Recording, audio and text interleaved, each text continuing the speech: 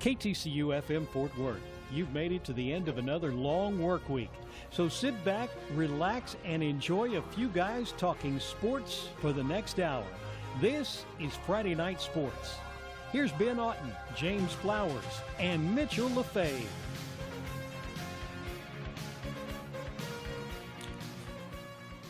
What's up, guys? I'm Ben Otten, and alongside me are James Flowers and Mitchell LaFave. We appreciate you guys who tuned in tonight. We've got a lot of college football to talk about, including a big win from TCU over the weekend in Stillwater. We'll also get to some NL and AL MVP talk and discuss this ongoing college basketball investigation. But, guys, let's start with a recap of Week 4 in college football, beginning with the top-ranked Alabama Crimson Tide, who torched Vanderbilt 59-0 over the weekend. So after beating Kansas State a week ago, Vandy fans chanted, "We want Bama," in the fourth quarter of that game, and, well, they got Bama in full effect and got throttled 59-0. Is there any chance anybody beats Alabama in the regular season? We'll see how the rest of their season goes. I think they could probably get by with one loss, depending on the team, and still make it to the college football playoff. Maybe not as the number one seed, but if they win the SEC, then they're pretty much a shoo-in. And an intriguing game, really, for Alabama is on November 11th at Mississippi State. The Bulldogs, of course, losing this weekend at Georgia. If they could win out, tough game this weekend coming up with Auburn, I think that could be a bit of a trap game for the Crimson Tide, but that's over a month away. As for now, if they win the SEC, as I said, I think they'll go to the college football playoff for sure. Yeah, I think they've got a pretty good chance at least running the table to the college football playoffs. They have one of the best defenses in college football. They're really dominant. They're really physical. But I think it's really going to come down to how they can play when they come up against a good defensive team or a team that at least can play well against Alabama's defense. I think their biggest challenge will be Auburn coming up. That's their last game of the season. Yeah. So I think that'll be their biggest challenge. But I think up until that game, they've got it made pretty much.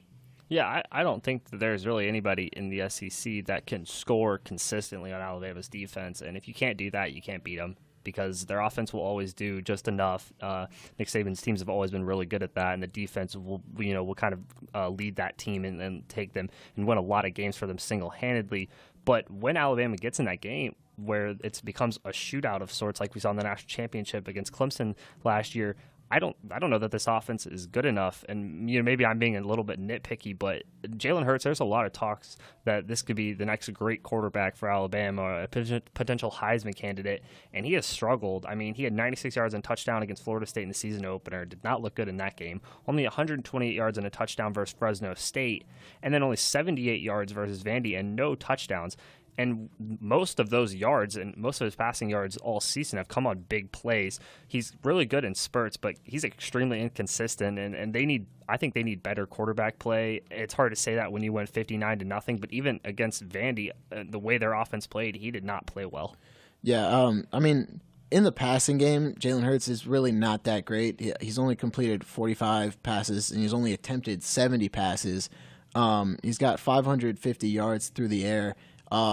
He's got, I think, almost as much on the ground. He's definitely more of a mobile quarterback. I think if they want, especially if they make it to the playoffs and even to the national championship, coming up against whatever good team will be then, if Jalen Hurts doesn't step up his passing game, I don't know how well they'll do. Yeah, I mean, Alabama really is. We talk about kind of like the Patriots as a bit of a system. And you talk about Alabama like that in a sense. They produce some really great players. But quarterbacks, I mean, most recent history, especially because since I've been watching college football, I mean, I can name A.J. McCarron and Greg McElroy, but those guys really didn't make a name for themselves in the NFL. The last one I can really think of is Joe Namath. So, I mean, yes, he's a good quarterback. Is he great? Is he going to be solid NFL material? I'm not sure about that. It makes your job a little bit easier when you've got Damian Harris, Bo Scarborough, guys like that running behind you. Calvin Ridley, you can throw it to him. Jerry Jeudy and Robert Foster. I mean, you've got so many targets there. It definitely makes his life a little bit easier, and he doesn't have to be a huge playmaker. He almost just has to manage the game. Yeah, and the biggest thing I think for Jalen Hurts so far this season, no turnovers. And when you have that kind of defense and the weapons you mentioned, James, around you, it's just your job to keep the ball rolling and not make any mistakes, and force that defense to have a short field for the offense that they're playing against. And I think he's done a good job of that.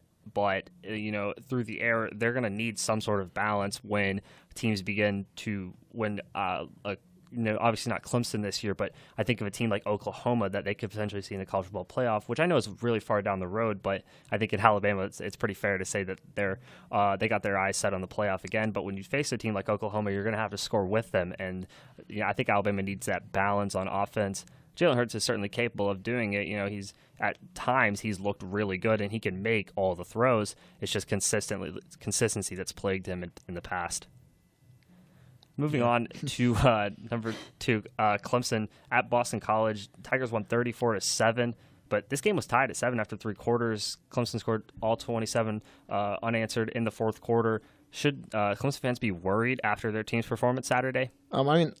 For me, I would say it's definitely a little concerning for Clemson fans, at least, against a team like Boston College, and you only score 7 through the first 3 quarters. It's not what you expect from the Clemson team, but I wouldn't worry too much. I would say it'd be more worrying if they only scored like once or twice in the fourth quarter instead of getting those 27 straight points. I think this at least shows that their offense does have some firepower. They just need to work on scoring more consistently. Yeah, if I was a Clemson fan, I mean, there's a little bit of worry, but overall I wouldn't be too stressed about it. First of all, Clemson comes out strong for big games. They ran Louisville out of their own house, and they beat at the time, and actually now 13th ranked Auburn at home. Kelly Bryant, I think, has overwhelmed. Yes, he's only thrown 2 touchdowns and 3 interceptions, but he's got a nice completion percentage of 68. He's filled into the shoes of Deshaun Watson very nicely. I don't think many people really expected that. Ray McLeod is averaging over 12 yards a catch.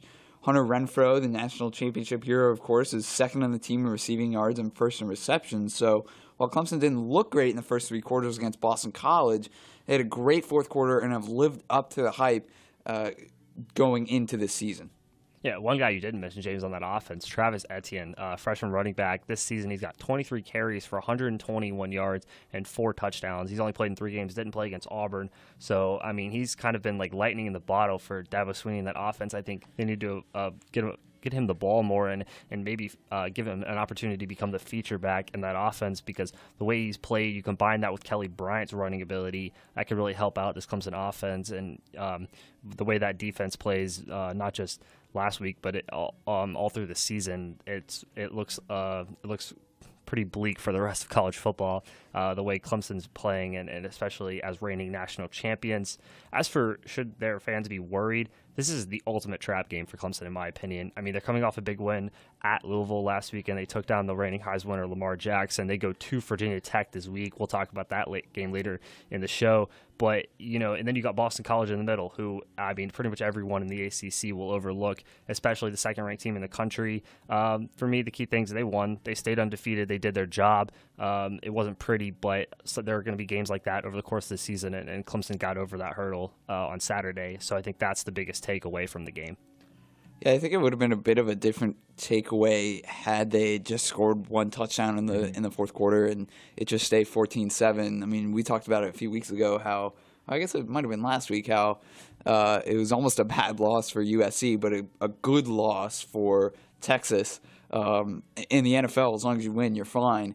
College football, there are good losses and there are bad losses, and there are good wins and bad wins, you could say. So, with them pulling away in the fourth quarter, really just they won the game. They won it by 20 points, I think. So, solid effort. Now on to next week. Yeah, I mean, if they go on the road this Saturday and beat Virginia Tech and Blacksburg, I mean, no one's going to remember this game, and no one's going to remember the way they played through the first 3 quarters. They'll just remember how well that defense did against Lamar Jackson and how well they played against Virginia Tech on the road. So I think it's certainly eye-opening the way they played in the first 3 quarters, and it was very unexpected, but not something to fret about if you're a Clemson fan. Moving on, let's get to some Big 12 talk. The Baylor Bears, who started the season 0-3, gave third-ranked Oklahoma all they could handle. Sooners pulled away with a 49-41 win.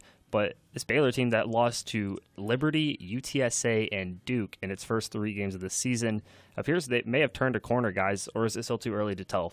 Baylor, they definitely had their best game of the season. They only lost only by 8 to the number 3 team in the nation after starting 0-3. I think especially at this point in the season against Oklahoma, I feel like, people obviously counted them out. They probably felt like they had nothing to lose, and they definitely came out swinging. But, there still were definitely some holes in their defense. We saw, when they pinned the Sooners to their own 1-yard line, and then on the first play from scrimmage, Oklahoma ran for a 99-yard touchdown.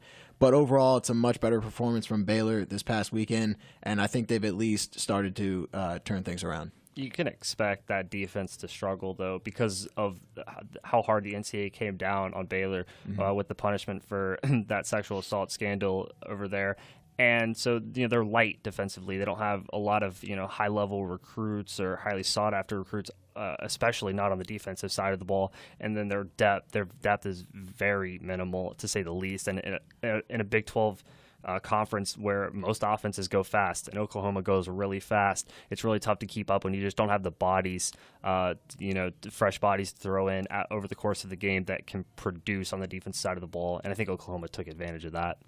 And luckily, they're in the Big 12, which historically doesn't have the greatest defenses. Now I think TCU has kind of turned that upside down a little bit. But, you make the right point that you got to have a defense to stay in the game. And I think Oklahoma came out a little bit unprepared in a sense or really wasn't sure how Baylor would play. I was very surprised at how well Baylor played. But to answer your question, I really think it's too early to tell where Baylor is right now, if they have turned a corner or not. Ben, I know we talked about Baylor's performance while we were watching the game, and we both agreed that if Baylor were to win a game and maybe get things back on track, it would be this game against Oklahoma. Baylor goes on the road for 2 weeks in a row. They go to Kansas State, then to Oklahoma State. 2 very tough road games coming up. Now that they're in conference play, it's going to be a long road for Baylor. I'm not sure if they've really turned a corner. I think it's more of a situation for head coach Matt Rule to just play 1 week at a time and work with what you've got. Yeah, I think Matt Rule made a great decision, though, at the quarterback spot. Anu Solomon got to start the first 3 weeks of the season, the Arizona transfer. They went to sophomore Zach Smith against Oklahoma last weekend. He went 33 of 50, 463 yards, 4 touchdowns, and no interceptions. Not too shabby of a stat line in your first start of the season. I think Baylor's done a great job of kind of utilizing the athletes they have at skill positions, running back and wide receiver. They have a couple track stars at wide receiver like Chris Platt. They took advantage of that again and got back to that vertical passing game that that Baylor's been able to reap the benefits of the past couple of years. I think that's kind of a sign that head coach Matt Rule's making changes and not content with the way his team's playing.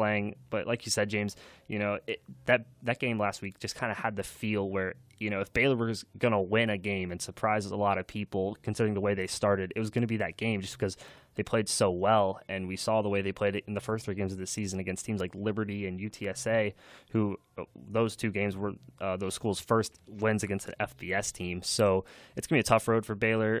I think maybe they can win a couple games, but nothing more than that. It's going to be a long season in Waco. And they are in the rebuilding stage. I mean, there's really no doubt about that. So for Matt Rule, you just got to see, okay, first year, here are the players I have.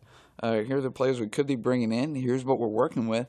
And then you've just got to deal with what you got. You got to, especially, you mentioned Zach Smith, giving him a shot, and he played pretty well. So that's something to look forward to for the future. But it's going to be a rough few years for them, no doubt about it. You just hope that the people at Baylor have the patience to give Matt Rule a real shot and give him a couple years to kind of get this thing back on track, because it's certainly tough and the odds aren't exactly in their favor because of the punishments that the NCAA has imposed on them from that sexual assault scandal. So it's going to take a couple years. You just hope that they give Matt Rule a couple years to overcome all of that.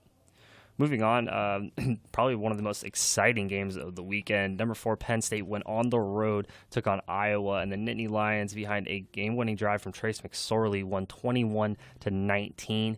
Guys, what was the more impressive performance? Saquon Barkley's 358 all-purpose yards, or that McSorley game-winning drive to down the Hawkeyes?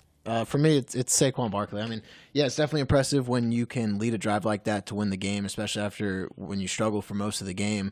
But, I mean, just Saquon Barkley is an animal. He carried that offense last Saturday. Without him, I don't think they're as good as they are. Now, I would also say it's comparable. I would say it's comparable to the numbers Lamar Jackson puts up. Yeah, I know they're different positions, but anytime you have over 300 all-purpose yards and you aren't a quarterback, that's just insane. We all know that Saquon Barkley is good. There's no question about that. But I don't think Trace McSorley gets the respect he deserves. He didn't play great on Saturday, but he didn't play badly either. When you've got a huge playmaker like Barkley in the backfield, he can make everyone's lives a little bit easier. But don't discount Trace McSorley's game-winning drive. Iowa scores with 1:42 remaining, and I don't know how many timeouts Penn State had, but they had to drive 65 yards. And even with Barkley in the backfield, that's not much time to continue handing the ball off. So McSorley had to make plays, which is exactly what he did. In that last minute, McSorley stepped up and showed that he is indeed the leader of this football team, even though he's not a Heisman favorite. Yeah, but his partner in the backfield has got to be the early Heisman frontrunner, at least through the first 4 weeks of the season. Would you guys agree on that with Saquon Barkley? I would say he's up there for sure. Yeah, I would have been so interested if Lamar Jackson had a really good game against Clemson. This could have been such a good battle. I think Jackson's kind of fallen off, but yeah, I think Barkley is at the front. And then, I mean, as long as Penn State keeps winning, it's kind of hard to see, because in the past, Heisman voters have always kind of leaned towards the teams that have better records. And it seems like right now, Penn State, keeps winning. They keep taking care of business. They're going to have a better record than Louisville, which kind of gives the upper hand to Saquon Barkley. Yeah, and I mean, also Lamar Jackson in the past game, I think he turned the ball over a couple more times. Lamar Jackson's still definitely one of the top players, but I think with this year, you have Saquon Barkley ahead of him in the Heisman race. Yeah. One big takeaway from this Penn State-Iowa game, the Nittany Lions ran 99 plays to Iowa's 45. I think that's the difference in that Trace McSorley game-winning drive. This Iowa defense had to be worn down because their offense could not stay on the field. I think they scored once in the first half. They were 3 of 11 on third down. And, as good as that Iowa defense was for most of the night, I think they just ran out of gas at the end, which gave the Nittany Lions a 21-19 win. Let's move on to a big game in the SEC. 11th-ranked Georgia versus number 17 Mississippi State. The Bulldogs won 31-3 very handedly. Guys, we saw true freshman Jake Fromm lead the Bulldogs to another win, this one at home against the number 17 ranked team in the country. Is it possible he could take starter Jacob Eason's spot when Eason returns from injury? I really think the starting spot at Georgia is Jake Fromm's to lose at this point. It's going to be even more interesting next year when Jacob Eason is fully healthy. He's not quite there yet, and Jake Fromm has a full season under his belt. This is one problem that Kirby Smart doesn't mind having. He's got 2 great quarterbacks that can compete and play well when they're forced into pressure situations. While Eason has progressed and looked good in practice, his number one focus needs to be focused on getting healed and being ready to play if called upon. Jake Fromm has just burst onto the scene and really taken control of this Georgia offense. I really think it's his to lose.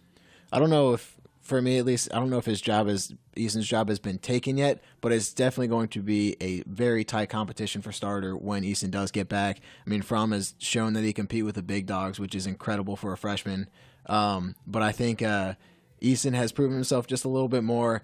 But like I said earlier, definitely going to be a very tight competition for that starting job. Big dogs, no pun intended there. Okay, yeah. I mean, I think it kind of all depends on how long Jacob Eason is out for. I mean, there's still no timetable. They keep taking it at a week-to-week basis, and the more game Jake Fromm gets under his belt, and the better. If he continues to play like he has in his first 3 starts, it's kind of hard to see Jacob Eason getting that spot back because, I mean, right now it's still up in the air how long Jacob Eason can be out for. He could be out for the whole year for all we know. So I think that's going to be something interesting to watch as the season continues, especially in Athens. But guys, defensively, Jake Fromm got a lot of help from that Georgia defense. We talked about Nick Fitzgerald a lot last week, and I think I mentioned he certainly has an outside shot at being in the Heisman talks, and all that went by the wayside because that Georgia defense shut him down all night long. Yeah, I mean they seem like a pretty solid team at this point. I'm not going to say they're going to win the SEC. I'm not even going to say they're going to win the SEC East. But they look very strong and kind of like the Georgia team we're used to seeing in the past few years. They've kind of fallen off a little bit and struggled later in the season. So we'll see if they can keep this strength going for a full year. But yeah, Jake Fromm got a lot of help. Of course, he got a lot of help in the backfield too with three solid running backs. So this Georgia team is stacked. It's a full team and it's very well rounded. Yeah, I mean, I don't know where you're thinking here, but how can Georgia not be the favorite in the SECs? Because it's been a pretty light division the past couple of years, and I mean Georgia just took care just handled a really good SEC West team. Well, I only say that I'm not sure if they could win it because of their late season struggles. Usually, I mean they looking in the standings now, they're first or second. I'm not sure it's tight with Florida, but. I hope they can play a full season really and not choke down the stretch. I mean their schedule is not too strenuous, especially after they just handled Mississippi State. So they've got a very good chance of winning the East and going to Atlanta. Yeah, and I think with the way Jake Fromm has progressed since he took that starting job after Eason went down, as long as he can keep progressing, I think they've got a very good chance at getting that SEC East. And they would more than likely take on Alabama in that SEC championship game. One other game to touch on, Pac-12 late night. It never seems to fail. This past week, it was 7th-ranked Washington who went on the road and beat Colorado by a score of 37-10. This Washington team doesn't get talked about all that much and probably doesn't get the credit it deserves. Is it time we start calling this Husky team a legitimate college football playoff contender? Well, I just think it's interesting, you say people don't really talk about Washington that much, and that is true, and it's interesting to see, though, they are ranked number 7, even with the not talk, I guess you could say, that they get. I know before Colorado, people were saying don't count out Colorado, but Washington, it's been impressive how they've been able to stay atop the competition after losing some key guys last year, but Jake Browning is definitely leading that offense pretty well. Coach Chris Peterson has played the role of flying beneath the radar ever since he really burst onto the scene with Boise State. Jake Browning has some help, though. While he is very good, he's got Myles Gaskin. He's averaging over 7 yards per attempt, and Dante Pettis is a big threat in the receiving corps and in the special teams game as well. Browning... He's 1 punt return away from the NCAA record, I believe, in career. So that's something to keep your eye on next week. Did he? So is he 1 away or did he tie it? Yeah, he's one away from breaking it. Okay. Oh, so he already tied it. Yeah, he already tied it. He tied it last week, I think. Right. Yes, it is. So, and Browning, you already mentioned it. He's completed nearly 70% of his passes and knocking on the door of 1,000 yards already. So, the toughest thing for the Huskies though is the ability to dominate the Pac-12. They've outscored opponents 178-47 this season, but they've only played one conference game, and that was against Colorado, who didn't really look great on Saturday. Yeah, and don't forget about one of my favorite names in college football, Chico McClatcher, slot receiver for Washington. It's a fun name to say. He's a fun guy to watch, too. This Washington team is loaded offensively. I think defensively, that will be what holds them back, if anything does. They lost so much from a year ago. Making that college football playoff run last year, especially in the secondary.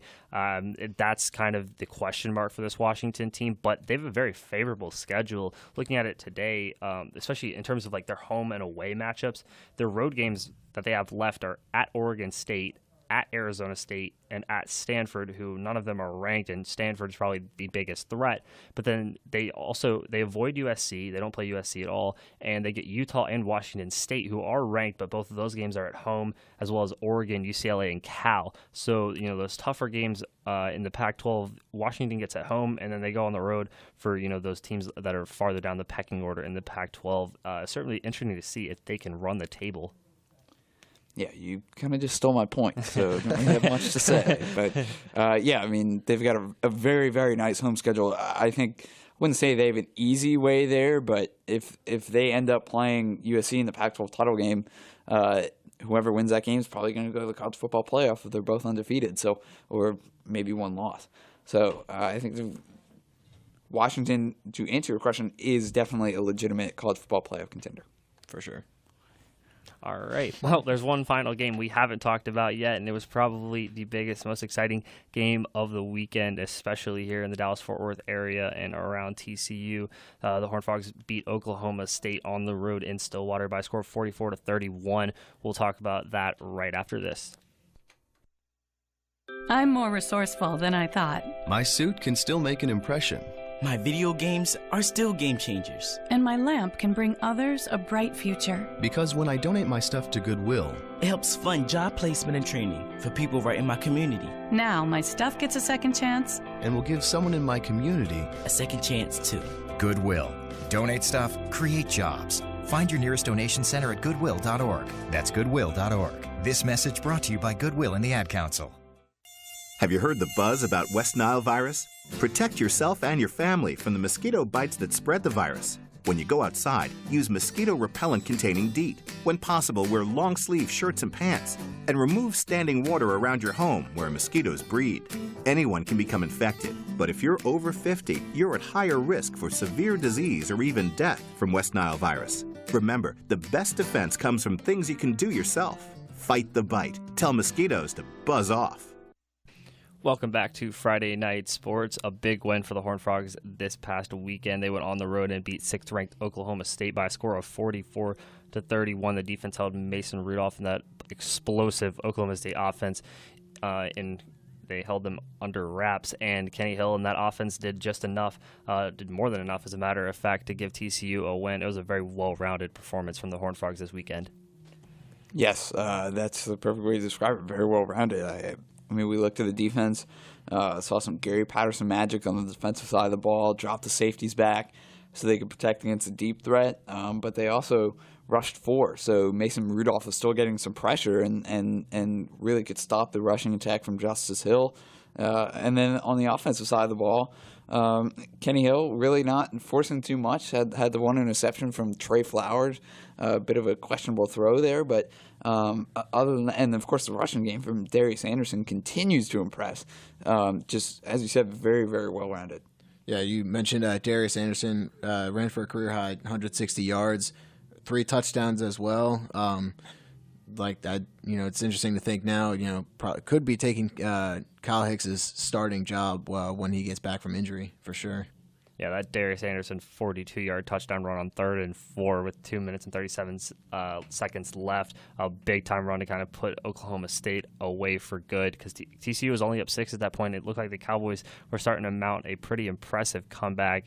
James, I know you mentioned Kenny Hill. I think him and Gary Patterson have said it the past couple of weeks. This year specifically, it's not about stats anymore for Kenny. It's about giving this offense the best chance to succeed. They've said that the past couple of weeks, and I think Kenny will really prove that to us this Saturday. Yeah, it seems like they're very content to just hand it off, give it off to Darius Anderson, or have Kenny Hill step back, just make some underneath throws, not look too deep too often, like he's been so accustomed to do in the past.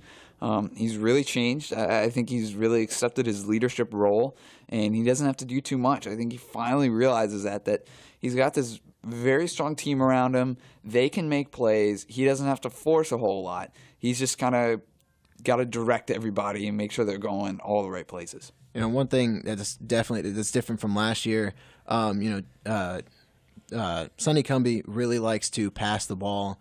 We've seen that in the past, but the Frogs have started to run the ball so much more this year. Against Oklahoma State, they ran 52 times for 238 yards. I think it's at least at the beginning of so far this year has kind of thrown some teams for a loop. They're really expecting a lot of the air attack, but we're hitting them on the ground real hard this season. Yeah, and I think because I think the reason for that has a lot to do with the running back core, and not just the talent, but the depth as well. I mean, Kyle Hicks, when he's healthy, is is a feature running back. Darius Anderson showing he's one of the better running backs in the Big 12. And Sewo Olonilua, who doesn't get the most touches, is productive when he gets touches. In the past, TCU's, they've had good running backs, but only one at a time. It was Aaron Green, and then it was Kyle Hicks last year, and there was no one else after him. So the running game got stagnant when that guy got tired. Now you can rotate these two or three guys when Kyle Hicks is healthy, and I think that gives Sonny Cumbie a lot more balance and a lot more trust in the running game, which certainly also helps Kenny Hill. And Darius Anderson, in turn, actually leads the Big 12 in carries with 68. But what's even more impressive is that he hasn't turned the ball over once. That's very important if a team is going to establish a run game, which, right, I see Mitch is knocking on wood, so we don't want to see that down the road. But if you're going to establish a run game, you cannot turn the ball over often, and I think TCU's done that very well when they run the football. And you talk about not turning the ball over. How about third down conversions, though? Kind of a similar stat. Kenny Hill in that offense, 11 of 19 on third down as an offense. They say the best way to stop an explosive offense is just to keep them off the field. That's what this TCU offense did with Mason Rudolph, and as Mason Rudolph in that Oklahoma State offense had to sit on the sidelines for almost 40 minutes because that's how long TCU had the ball for. That very impressive showing, especially from a Big 12 school who doesn't take time of possession all that seriously and hasn't in the past. They understood that was their best, that gave them their best chance to win, and TCU and Gary Patterson, Sonny Cumbie, all those guys did a great job of making sure that they had the ball so that Mason Rudolph and that offense couldn't get going. Yeah, and TCU, they did a great job of keeping Oklahoma State off the field. But even when Oklahoma State was on the field, the TCU defense did a great job at getting the ball back. Oklahoma State committed 4 turnovers to only 1 for TCU, a couple forced fumbles, or I guess 1 forced fumble and 3 picks, 2 by Mason Rudolph and 1 on the double pass. Just really disciplined, I'd say, for TCU on defense, and a great way to stop the dominant air raid for Oklahoma State. Yeah, Oklahoma State was actually -3 in the turnover margin for the first time since 2012. They had 77 yards in penalties, 1 of 7 on third down with 6 or more yards to go. So credit this TCU defense. They also have 11 sacks on the season, tied for league-leading Baylor. 9 takeaways, also tied with Tech for first in the Big 12, and they lead the Big 12 with 6 interceptions. So this defense, huge step up and improvement from last season.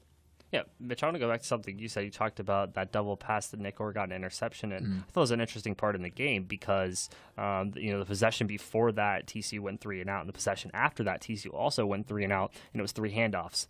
And those 2 drives were early in the fourth quarter. I think that kind of allowed Oklahoma State to kickstart their comeback of sorts. Were you guys okay with seeing Sonny Cumbie just be okay with running the ball 3 times, killing some clock, and punting the ball back, trusting the defense? Or would you have liked to see this TCU offense, put their foot on the gas pedal and kind of go for the jugular of sorts, considering how good Oklahoma State's offense is? I know with Darius Anderson, I think they were confident in the way he was running the ball. I would have at least liked to see at least a pass on third down. I know they wanted to keep the clock going, but I would have at least liked to see them try to really keep Oklahoma State off the field. But again, that double pass interception really helped out. Yeah, big play. Yeah, I really wouldn't say that Kenny Hill needs to throw the ball over the field in that situation. But Mitch kind of said, you just go 10-yard chunks. Just get the first down and then on to the next one and keep Oklahoma State off the field. And from Oklahoma State's standpoint, why whoever's calling the plays, which I assume those plays do go through Mike Gundy's headset, why is he calling that play in that situation? I mean, yeah, you're trying to get something going, trying to catch them off guard, but TCU defense has been playing well all game, so I don't really understand the whole call there, to be totally honest with you. And of course, I'm not a head coach, so I can't criticize him. But I mean, you see where I'm coming from? Yeah. Well, I mean, the only thing that comes to my mind, and it doesn't really make a whole lot of sense to me either, because the offense was starting to play really well. But, earlier on in that game, their normal offense had kind of struggled, if you can say that. And so I think Mike Gundy or whoever calls the plays in that offense was looking for some trickery, kind of a way to get the crowd into it and give a spark to this offense, and it turned on them. Well, and there's been a couple times in the past where TCU has been fooled on a trick play of some sorts. But like James mentioned at the beginning of this, we really had our safeties drop back, and Nick Orr read that play really well. I was watching the replay. He saw that pass, and he immediately saw the second receiver going for that second pass, covered that really well. It also helped that it wasn't even a good throw. It was a terrible throw, but you kind of don't really expect it to be a great throw when it's not your quarterback. That's the risk you take. And luckily for TCU and Nick Orr, they were on it, and I think that was ultimately the turning point in that game. And then obviously Darius Anderson's touchdown run on 3rd and 4, like I said, kind of put the game to bed. But that interception could not be overlooked as a big play in this game.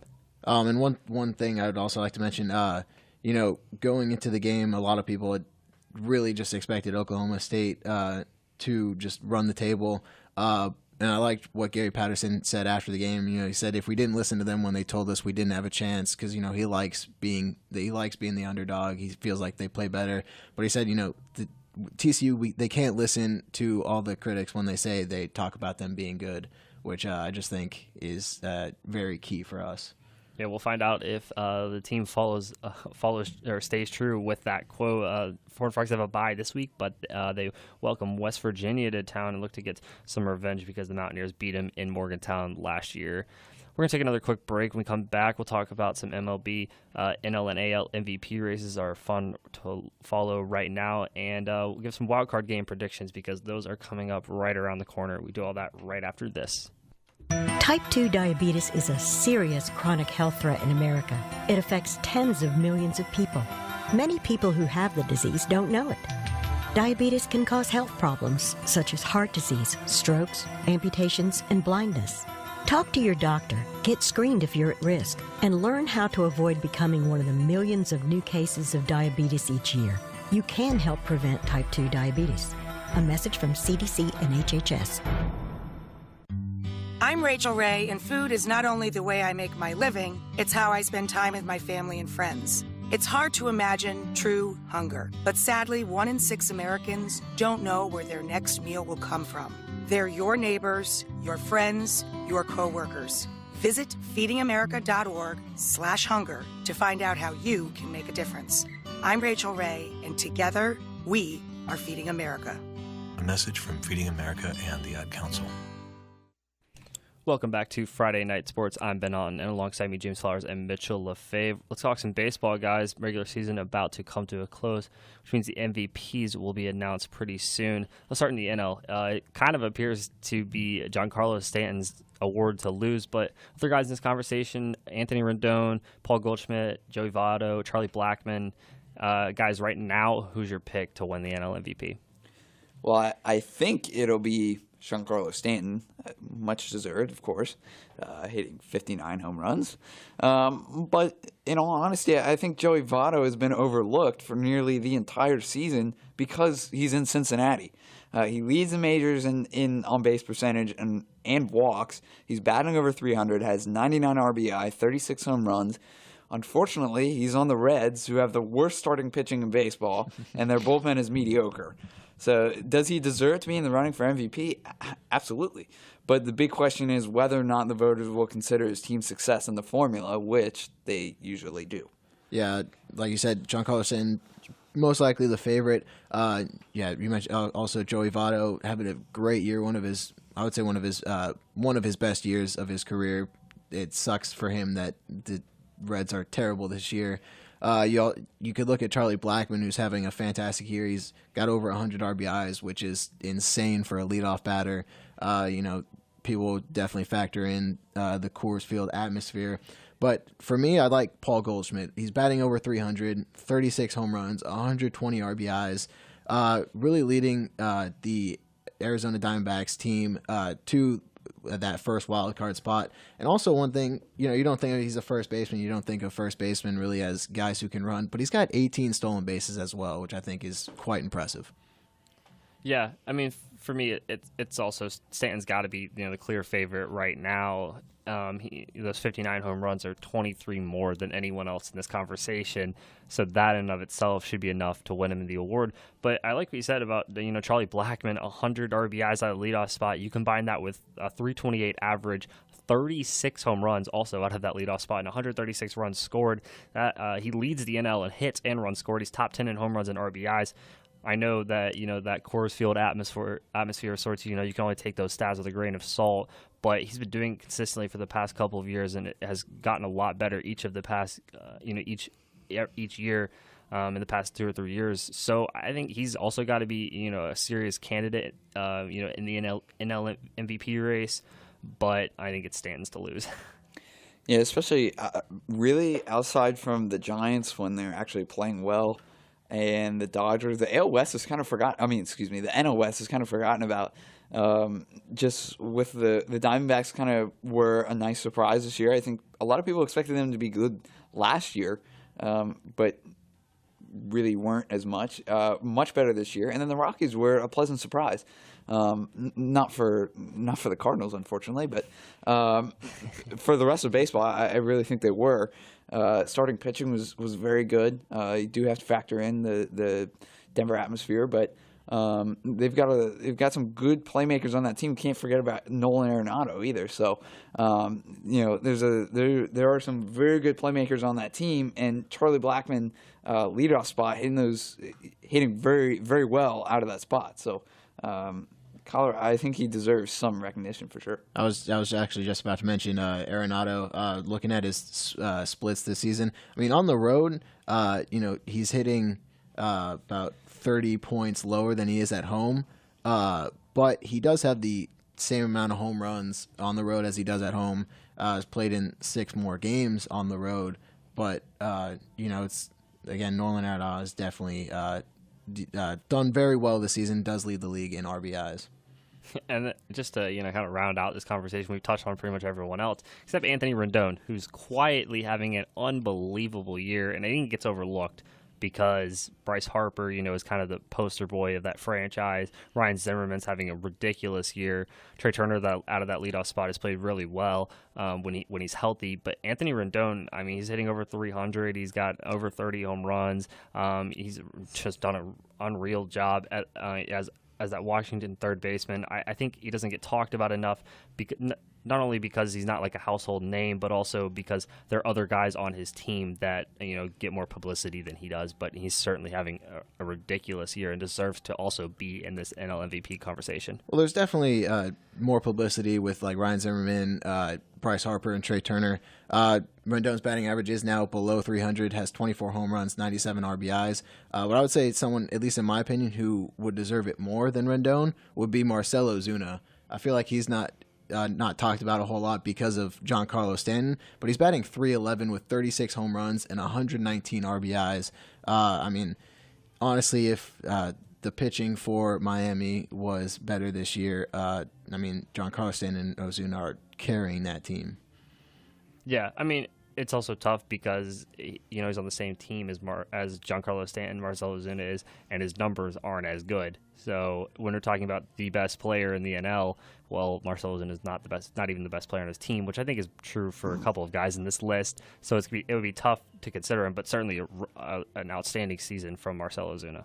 And I think Daniel Murphy deserves some love too on that Washington team. We could continue this conversation all night, but hard to. Not many people thought Daniel Murphy would really have a great year after last year, batting .347 in his first year in Washington, and really backed it up pretty well, probably numbers-wise, having just as good a season, if not a little bit better. So he deserves a little bit of love from that Washington team. Again, kind of going into this postseason run. Are they going to be able to finally put everything together? They've got the pieces, even though Harper's maybe not 100%. They've got the pieces to go. Just can they get that postseason magic that they've been searching for years on end? You don't have to answer that question. That was a rhetorical question. Yeah, and I think all these guys that we're talking about outside of Giancarlo Stanton are having good seasons, but they're not to the level of Stanton, and I think that's ultimately the difference in this conversation. Just 59 home runs. He'll more than likely get to 60 because he's playing against the Braves this weekend, the final regular season, who he always hits very well off of. So, 60 home runs is tough to beat in that NL MVP race. Let's move on, though, to the AL. There's a lot of guys to talk about in the NL MVP race. There's only two guys, really, I think, who are in the AL MVP race: Aaron Judge, Jose Altuve. Guys, who you guys think will win the AL MVP? Before talk about that, I would say I would consider a third guy, Jose Ramirez for the Indians, batting .314, 29 home runs, 81 RBIs. He plays multiple positions in the field. With Francisco Lindor not hitting at least average-wise as well, I think Jose Ramirez has definitely been like the brightest spot on offense for the Indians. That said, I don't think he'll win the MVP. I think Aaron Judge has it over Altuve.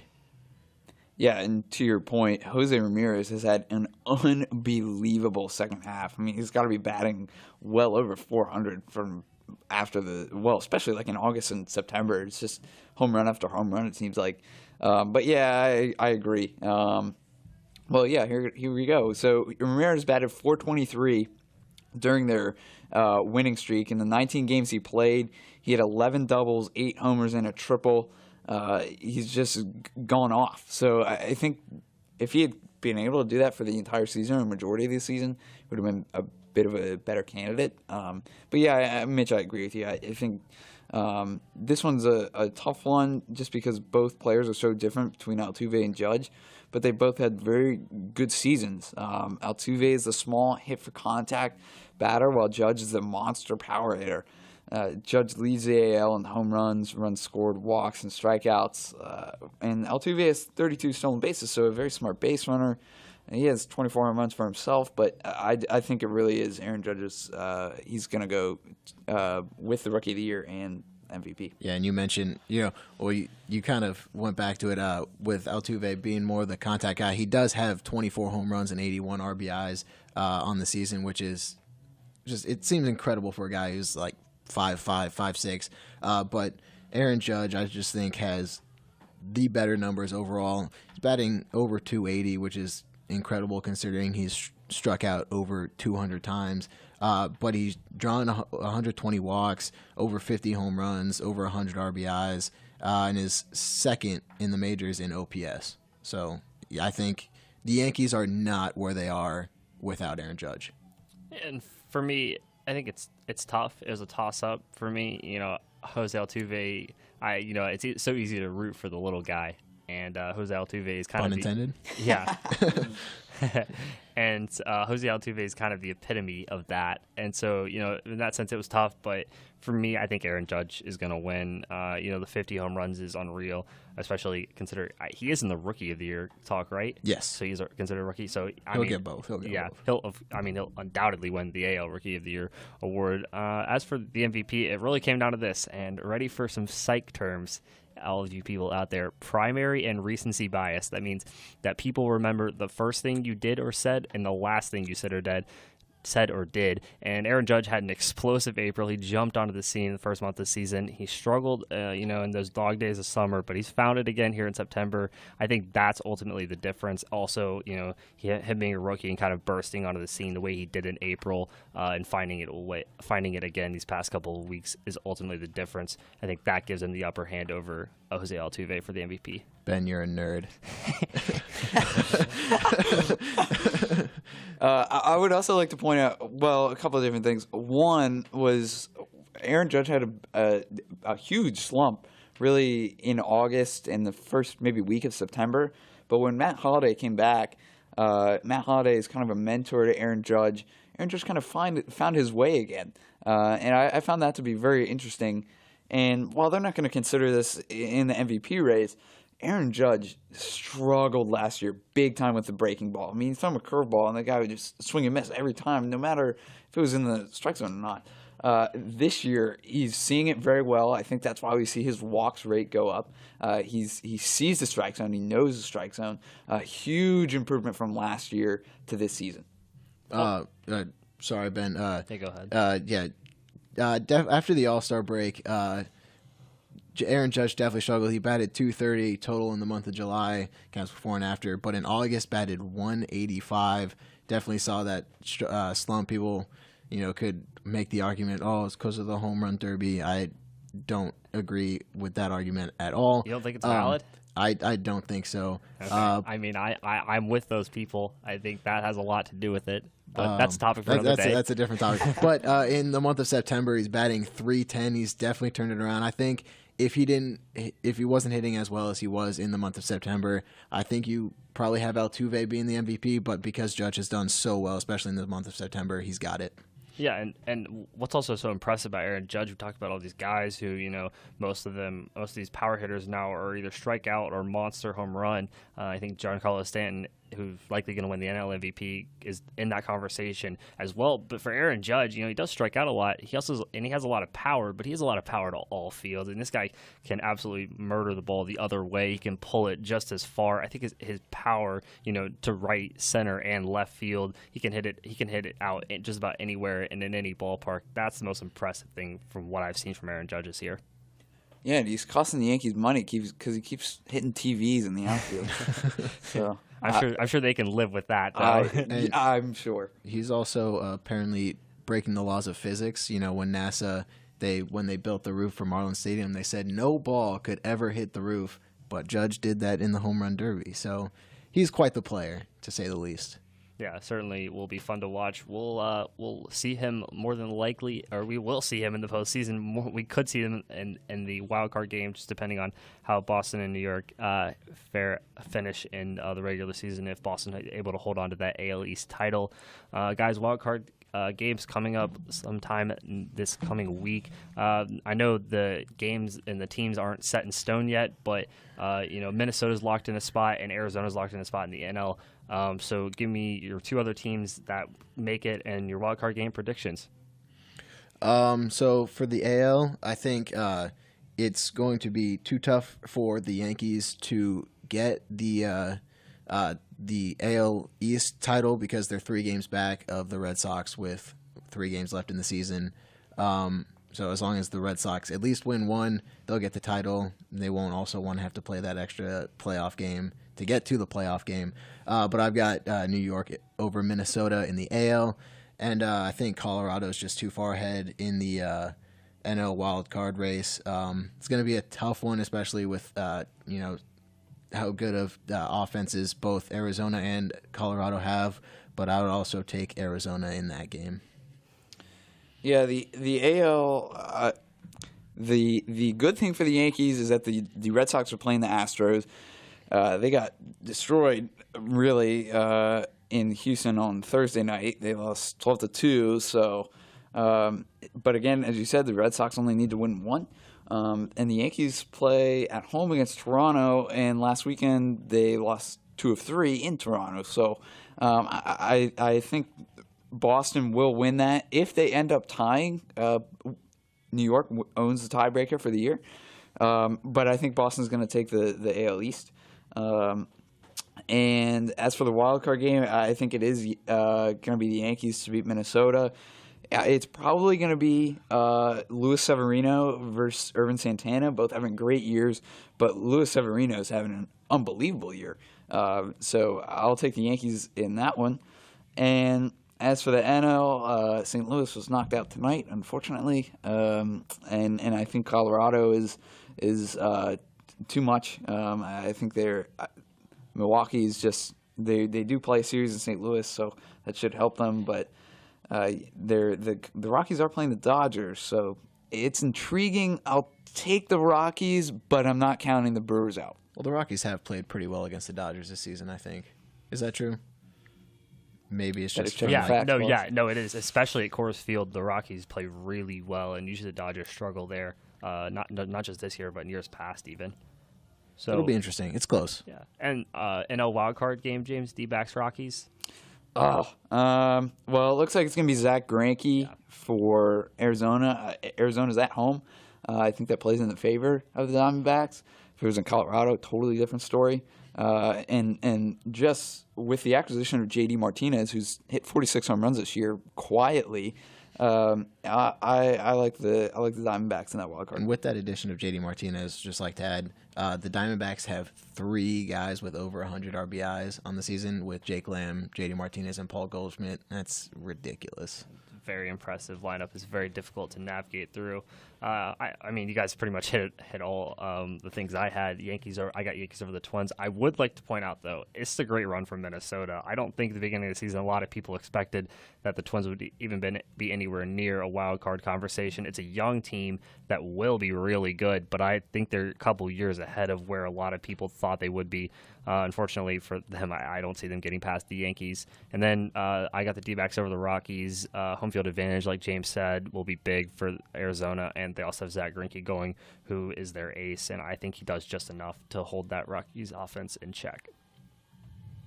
We're going to take another quick break. When we come back, it's time for another round of Pick'em. We'll preview 5 games of college football Week 5 coming up right after this.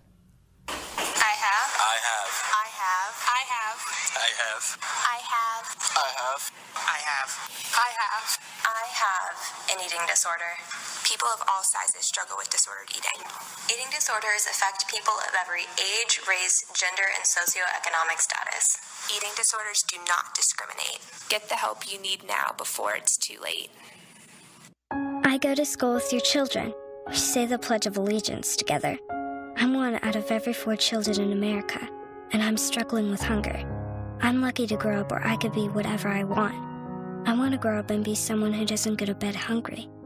Please visit feedingamerica.org today and find your local food bank. Every dollar you donate helps provide 7 meals for kids like me. Together, we're Feeding America. Brought to you by Feeding America and the Ad Council. Welcome back to Friday Night Sports. I'm Ben on alongside me, James Flowers and Mitchell LaFave. We're about ready to wrap this show up, but before we do, it's time for another round of Pick'em in college football. Quick rundown of the standings. Mitch still atop the leaderboards with a record of 13-7. Me and James tied with a record of 10-10. So me and James got some work to do to catch Mitch, who is in the driver's seat right now in Pick'em. Guys, let's start with a pretty fun, exciting game tonight at 9:30 p.m. on ESPN. 5th-ranked USC, that's Southern Cal. They go on the road, take on 16th-ranked Washington State. Can the Trojans get a big win against Washington State? Of course, it's Southern Cal, Ben. For me, I've got USC in this game.